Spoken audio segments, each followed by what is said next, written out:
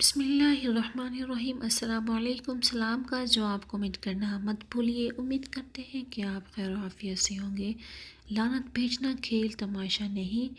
سیدہ عائشہ رضی اللہ تعالی عنہما بیان فرماتی ہیں کہ حضرت ابوبکر صدیق رضی اللہ تعالی عنہ نے ایک مرتبہ غصے میں کسی غلام پر لعنت کی تو نبی اکرم صلی اللہ علیہ وسلم نے فرمایا کہ ابوبکر کیا صدیق بھی لعنت کرتا ہے؟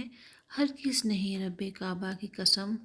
آپ صلی اللہ علیہ وسلم نے یہ بات 2 یا 3 مرتبہ دہرائی۔